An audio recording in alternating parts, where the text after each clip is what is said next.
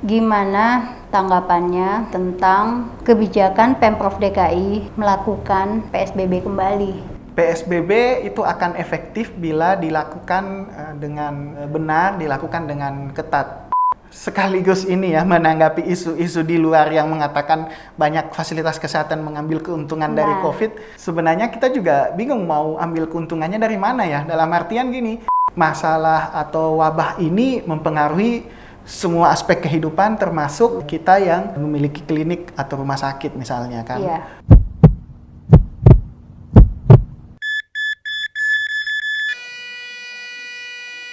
Hai, ketemu lagi dengan saya Ica Elizar. Kali ini saya ada di Klinik Merial Health di Dewi Sartika, Jakarta Timur. Saat ini saya bersama teman saya, Dr. Ardiansyah Bahar. Oke, kita kenalan dulu nih dengan Dr. Ardiansyah. Dr. Ardiansyah, kesibukannya apa aja nih? Saat ini kesibukannya sebagai CEO dari Merial Health, salah satu fasilitas kesehatan yang melayani pasien-pasien, dokter umum, dokter gigi, laboratorium, dan apotik. Dan kondisi sekarang tentu banyak juga berhadapan dengan pasien-pasien yang suspek dari COVID-19 seperti itu. Oke, selain itu ada nggak kesibukan di luar dari sebagai CEO klinik ini? Iya, kesibukan lain saya aktif di beberapa organisasi, utamanya saat ini sebagai Direktur Eksekutif dari Lembaga Kajian dan Konsultasi Pembangunan Kesehatan LK2PK, juga sebagai Sekretaris dari PPPDUI, Pengurus Pusat Perhimpunan Dokter Umum Indonesia. Oke, jadi sehari-hari untuk masa pandemi ini kesibukannya lebih banyak di klinik ini ya? Iya, di klinik dan banyak juga aktivitas di luar sebenarnya. Karena tadi aktif di organisasi dan juga kegiatan-kegiatan sosial lainnya. Jadi kegiatan lain juga masih tetap jalan ya? Tetap. Tetap. Dengan menjaga protokol kesehatan tentunya. Ya, tentunya. Itu nggak bisa ditunda ya? Nggak bisa kerja dari tempat, misalnya kayak Zoom meeting aja gitu? Iya, tentu dibandingkan sebelum pandemi, sekarang tidak sebanyak dulu ya sebelum pandemi. Karena untuk kegiatan-kegiatan yang bisa dari rumah dengan Zoom meeting dan lain-lain itu tentu kita lakukan seperti itu. Tapi ada kegiatan-kegiatan yang mengharuskan fisik kita hadir, nah itu yang tidak bisa kita tetap kita jalankan, tapi tadi dengan ketat pada protokol kesehatan seperti itu. Oke. Nah, ini kan per hari ini udah sekitar 12 ribuan ya pasien COVID-19 yang di Jakarta aja nih ya. Iya. Kalau menurut Dokter Ardi, gimana tanggapannya tentang kebijakan Pemprov DKI melakukan PSBB kembali?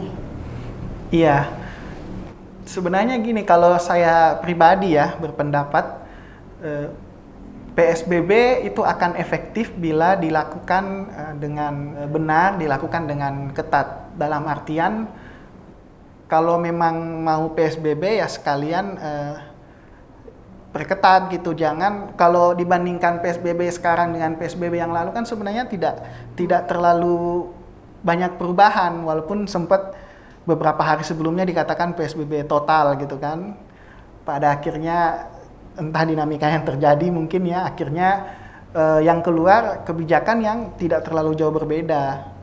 Bahkan kalau kita lihat di luar sana, jalanan mungkin bahkan lebih ramai dibandingkan PSBB transisi, karena ganjil genap tidak ada, tapi pembatasan-pembatasan lainnya yang dibatasi kalau tidak salah cuma yang berubah ya orang tidak bisa makan di tempat ya kalau di tempat makan, tapi di luar dari itu kan tidak terlalu banyak perubahan sebenarnya. Jadi kalau penanganan yang penanganan yang setengah-setengah pun hasilnya tentu tidak akan maksimal seperti itu. Iya. Kalau dilihat dari kacamata, kan ini sebagai kacamata pengusaha ya, pengusaha klinik. Gimana nih? Ini kan tentu jumlah pasien jadi ikut turun juga kan? Pasti. Karena Pak yang mau datang ke klinik juga agak terkendala ya. Benar. Ya, kalau dari sisi ekonomi, ya tentu ini akan menyusahkan buat pebisnis. Benar. Jadi sekaligus ini ya menanggapi isu-isu di luar yang mengatakan banyak fasilitas kesehatan mengambil keuntungan dari COVID. Sebenarnya kita juga bingung mau ambil keuntungannya dari mana ya. Dalam artian gini, kalau dibandingkan dengan sebelum pandemi dan selama pandemi, tentu kita baik itu tenaga medis ataupun bahkan mungkin pengusaha atau entrepreneur di bidang kesehatan sih berharap jangan pandemi, karena itu sangat mengganggu aktivitas atau keseharian kita pastinya kan. Klinik misalnya tentu pasien umumnya akhirnya jauh berkurang ya dibandingkan sebelum pandemi. Jadi masalah atau wabah ini mempengaruhi semua aspek kehidupan termasuk kita yang memiliki klinik atau rumah sakit misalnya kan. Jadi memang akhirnya kita pun di bidang kesehatan harus berinovasi tentunya. Belum melakukan lagi inovasi-inovasi seperti itu. Belum lagi kita pemilik klinik atau rumah sakit kan harus mengeluarkan biaya ekstra untuk misalnya ya perintilan APD-nya tenaga kesehatan, terus kayak kan lebih ekstra bersih dong, harus menyediakan desinfektan dan sebagainya ya, semuanya jadi lebih double. Sebenarnya jadi biaya-biaya bahan-bahan habis pakai tentu akhirnya bertambah kan, alat pelindung diri, desinfektan itu kan jadi berkali-kali lipat dibandingkan masa sebelum pandemi. Makanya tadi saya bilang memang harus berinovasi juga. Kalau di umum nih ya, kan akhirnya banyak tuh bermunculan misalnya jualan makanan online, beli punya temen gitu kan. Jadi akhirnya banyak entrepreneur di bidang kuliner yang bermunculan kan. Ya saya kira itu salah satu bentuk adaptasi kita masyarakat terhadap pandemi ini, dan di bidang kesehatan pun tentu harus juga harus berinovasi juga. Gimana caranya? Salah satunya kayak itu ada beberapa rumah sakit kan yang mengadakan fasilitas pemeriksaan tes COVID yang datang ke rumah, home care, dan ada yang drive-thru. Bener. Nah, kita pun di sini sebenarnya melakukan itu akhirnya kan, drive-thru maupun home care. Jangan juga dilihat bahwa ini hanya murni sebagai bisnis juga. Kami sih berkomitmen ini sebagai salah satu bentuk kita membantu pemerintah dalam peningkatan pemeriksaan yang sifatnya agar pemeriksaan COVID ini bisa lebih luas. Masif, dan banyak yang bisa kita periksa, karena jujur memang sampai sekarang kan sebenarnya sih memang harusnya yang namanya wabah pandemi ini kan pemerintah nih yang full untuk baik itu turun tangan melakukan pemeriksaan dan segala macam kan, tapi kita harus akui kondisi sekarang itu belum bisa tercover pemerintah, ya kita di pihak swasta juga ikut membantu seperti itu. Ya itu makanya jangan berpikir bahwa ini ladang buat rumah sakit. Nggak juga, kalau disuruh pilih mending kita jangan pandemi kan. Mending yang kembali ke masa-masa yang lalu, ya normal-normal aja ya. Iya benar. Oke. Oh iya, terus ada lagi nggak yang bisa dilakukan selain drive-thru, pemeriksaan itu dan home care? Iya, tentu dengan kondisi sekarang kan pertemuan fisik nih dikurangi nih, dibatasin kan. Itu juga bisa kita lakukan di pelayanan kesehatan.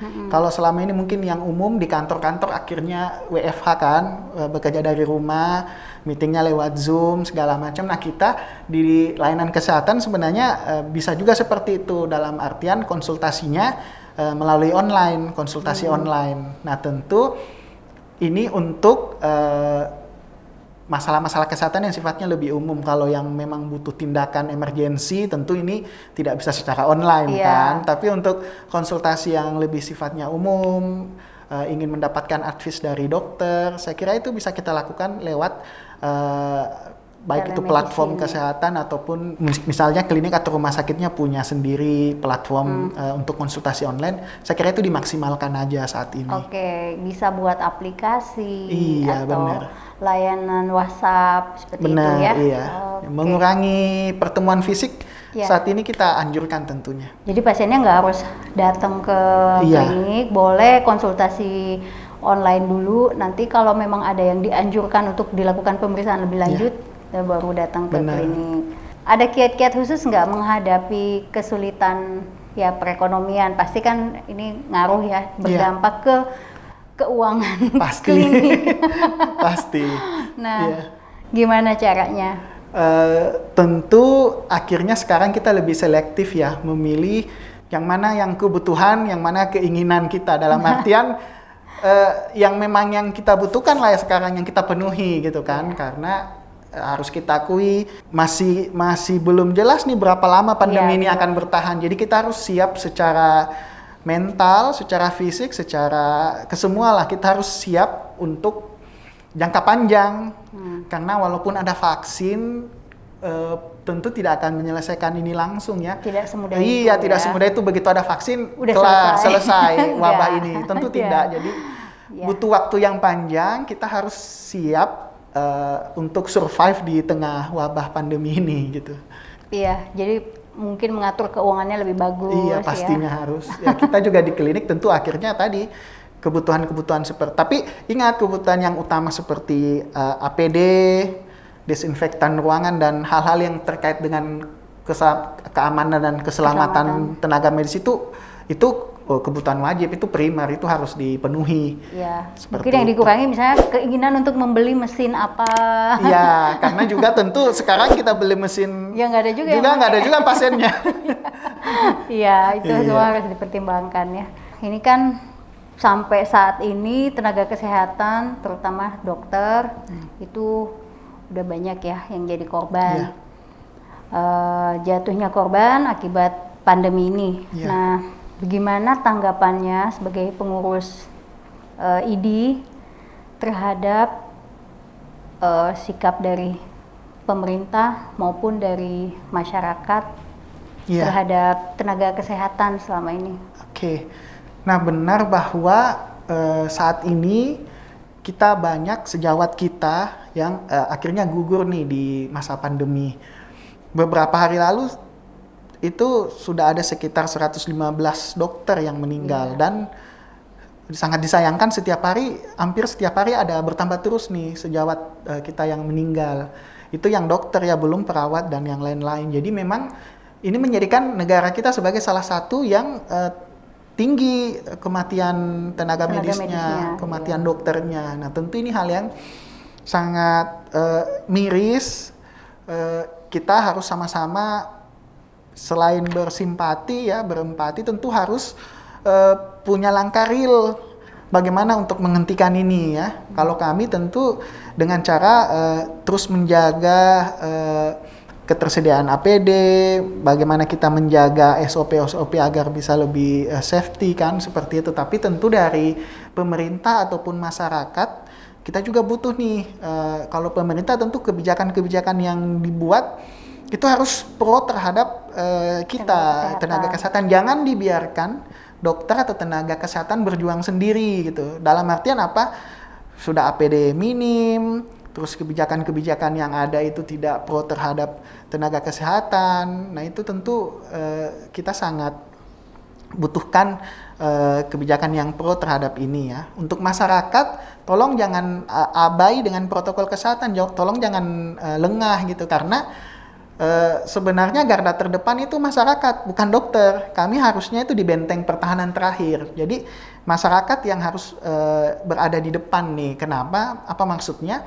Kalau masyarakatnya tidak menjaga protokol kesehatan dengan baik, masyarakatnya banyak yang terkena COVID, akhirnya dokter harus mendapatkan beban pekerjaan yang sangat besar yang membuat juga secara fisik ya ataupun potensi tertularnya lebih besar. Jadi ayo sama-sama berjuang bersama tenaga kesehatan, bersama dokter, pemerintah, masyarakat, semua kita gotong royong sebenarnya harusnya ini. Ya, sebagai penutup, mungkin Dokter Ardi ada kiat-kiat atau tips-tips dalam menjalankan bisnis di masa pandemi ini? Iya. Gimana? Kalau dari sisi bisnisnya tentu harus pintar-pintar melihat peluang gitu kan ya, pintar melihat peluang karena memang ke depan ini kita harus menyesuaikan dengan kondisi yang ada saat ini. Jadi seperti yang saya sampaikan tadi, berjamurnya bisnis kuliner yang dijalankan secara online, saya kira itu salah satu bentuk bagaimana masyarakat mencoba survive dari wabah atau pandemi ini. Kesehatan, bagaimana akhirnya kita beralih atau menggunakan telemedicine, ya, konsultasi kesehatan jarak jauh pun itu salah satu bentuk adaptasi pastinya. Karena ya jujur, walaupun sudah ada konsultasi online ini kemarin sebelum pandemi itu tidak berjalan dengan maksimal. Tapi begitu pandemi ternyata memang ini menjadi salah satu jalan keluar dari bisnis kesehatan misalnya. Dan saya kira semua sisi, semua jenis usaha tentu harus menyesuaikan dengan pandemi ini ya. Yang dulu misalnya bisnis konveksi, akhirnya rame-rame bisnis APD, misalnya setidaknya misalnya face shield gini kan misalnya, atau masker.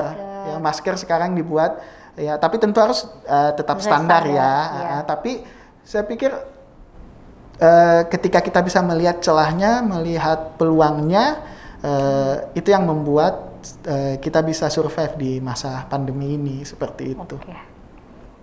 Oke, terima kasih banyak Dr. Ardi atas waktunya.